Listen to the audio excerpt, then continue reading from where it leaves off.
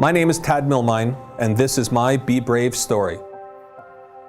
Growing up in Ontario, I was an extremely introverted boy who really struggled with making friends and being sociable. My home life was terrible. At age 5, my parents divorced, which created many challenges, including a stepmother. This stepmother confined me to the basement and would yell at me, talk down to me, and call me names. I hated being home. I hated how she made me feel. Whenever I was sad, angry, ashamed, etc., I would cry uncontrollably. Crying was a daily thing for me. I always held out hope that one day an adult would see that I was locked in a basement and perhaps they would rescue or save me. No one ever came. On top of my emotional challenges, I always knew that I was different than most boys in that I was gay. I knew that being gay was not something that I could control. I truly felt alone.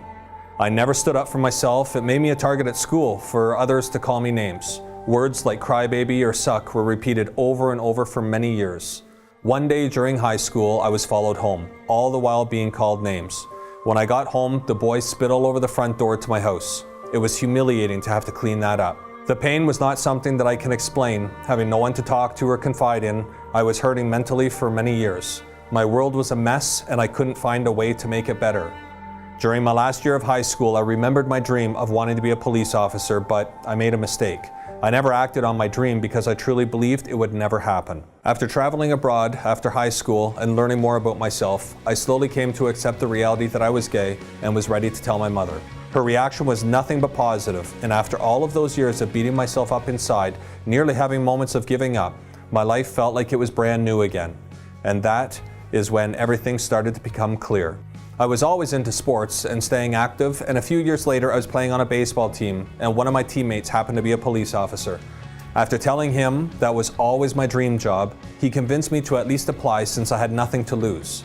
Since I was 5 years old, I had a dream to become a police officer. Today, that dream is a reality. I never let the negativity while growing up stop me. I always wanted to help people, and today I'm lucky enough to be in that position. In 2011, I was introduced to the story of Jamie Hubley, who committed suicide at the age of 15 because he could no longer handle the stress and anxiety around being bullied for many years. Because of his story, I decided to start sharing mine and now go across our country speaking to schools with the program Bullying Ends Here.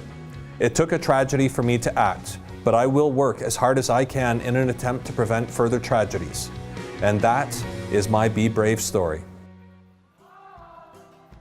Gentlemen, boys and girls, please welcome to the ice, Tad Milmine. You got a little awestruck there, Tad, a little awestruck. I want to continue on with this discussion about what you guys were talking about on that video, and you managed to turn a tragedy into something positive. How did you manage to do that? How did you turn that corner? And do you have advice for any of the kids out there who are looking to maybe turn the corner themselves? Well, first off, I just want to say hi to everyone. It's so great to be here. Thank you so much. You know, for me, my story was very difficult at times. You know, thinking I was alone, think I was the only person.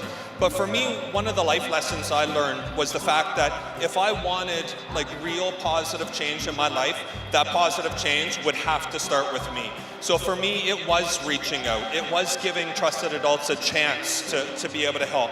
And that's how I slowly turned things around. I confided in those that could provide me the resources and the support that I needed. Fantastic. I see the Zambonis are already coming out, so let's head on over to the bench here. Let us continue this discussion because it's a very important one for all you kids out there. You had a dream and you managed to make it a reality. How did you turn that mindset around and actually make your dream a reality? For me, it was believing in myself. And as soon as I taught myself how to do that, that's when I started working hard. I gave myself a chance and I tried. I learned that dreams are not meant to be dreamt. They're actually meant to be achieved. But that won't happen until you take those steps of believing, of being brave and giving yourself a chance. Fantastic. For the kids who are facing bullying and issues not only at school but also at home, do you have any advice? What kinds of supports are out there for those kids who are facing adversity not only at home but also at school?